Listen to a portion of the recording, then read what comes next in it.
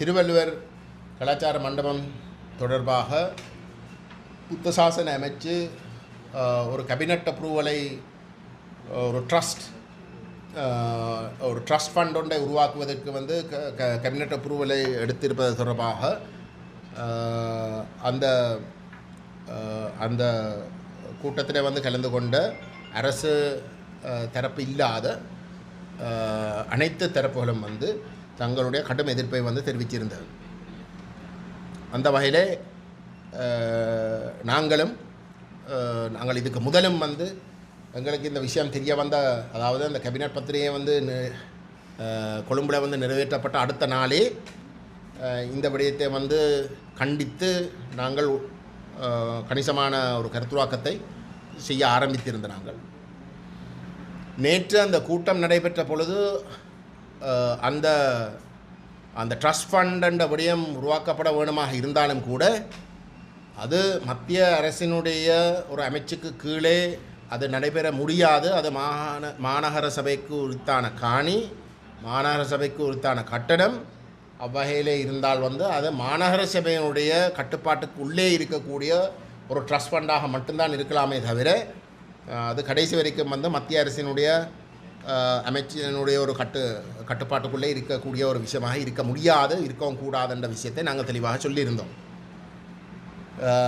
அதுவும் அவர்கள் உருவாக்கி இருக்கிற வந்து புத்தசாசன மற்றும் கலாச்சார அமைச்சு, புத்தசாசன மற்றும் கலாச்சார அமைச்சுன்றது வந்து புத்தசாசன கலாச்சார அமைச்சாக தான் இயங்குது. அங்கே மற்றும் என்ற வார்த்தைக்கு இடமில்லை.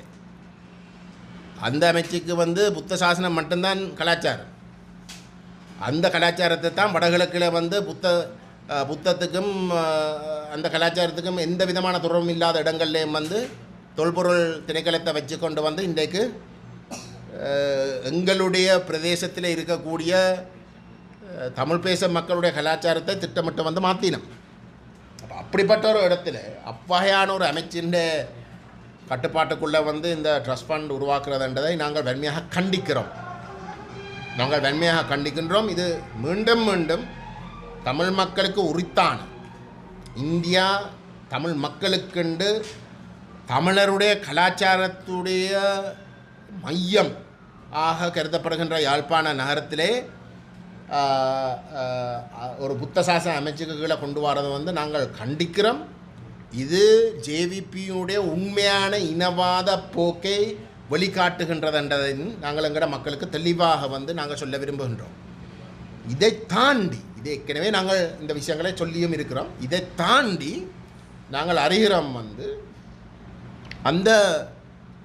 அந்த நிதியத்துக்கு வந்து மாநகர சபை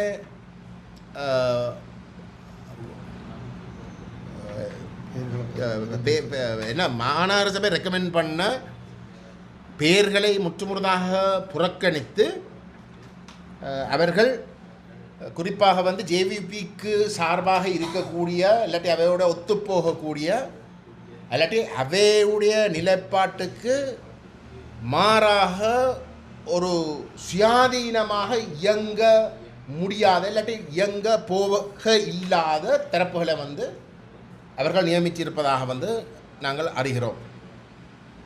முதலாவது வந்து மாநகர சபையுடைய